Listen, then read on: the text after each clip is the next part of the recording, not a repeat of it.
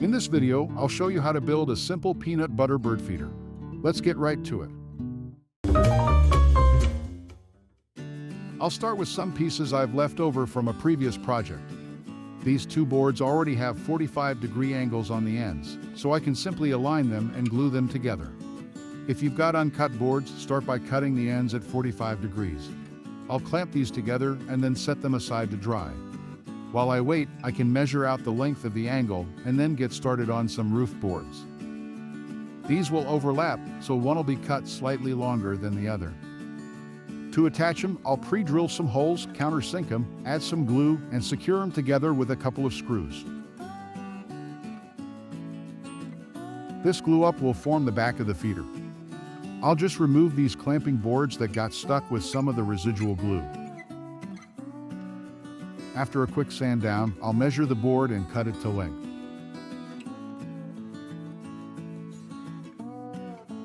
This feeder will have two complementary feeding stations. One will be for an actual jar of food, while the other will be an open feeding tray.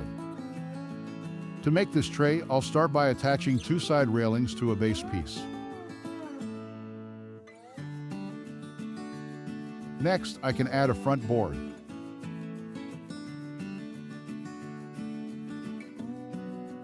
To attach the roof, I'll first secure the back board in the table and then add glue. 4 screws will be more than enough.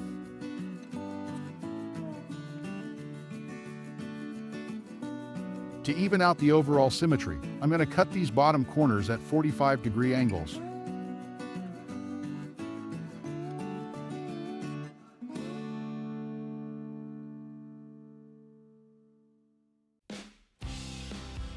The feeding tray will be glued into position just underneath the roof overhang.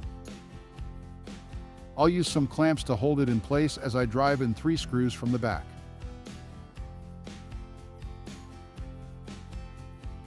The food jar will rest on 2 angled wooden brackets.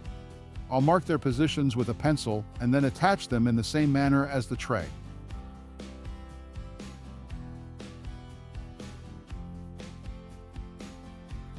Right between the 2 wooden brackets, I'm going to add a perch for the birds to land on. With a Forstner bit, I'll drill out a small hole.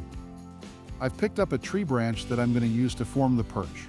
Using my Moore utility knife, I'll first cut away the bark. Next, I'll cut it to length with the saw.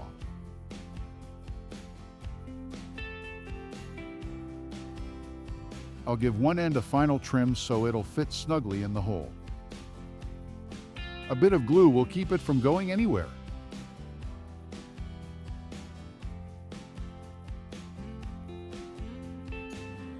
To hang this feeder, I'll attach an eye screw into a pre-drilled hole. The screwdriver really helps to leverage it in.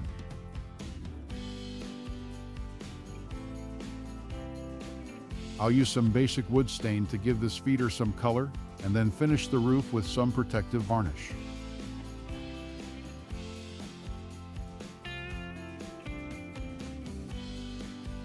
Okay, let's get some seeds in the tray. For the jar feeder, there are numerous options to choose from. It is recommended that you use a bird-specific peanut butter or similar seed spread. Typical store-bought peanut butter usually has way too much salt in it, which is not necessarily healthy for the birds.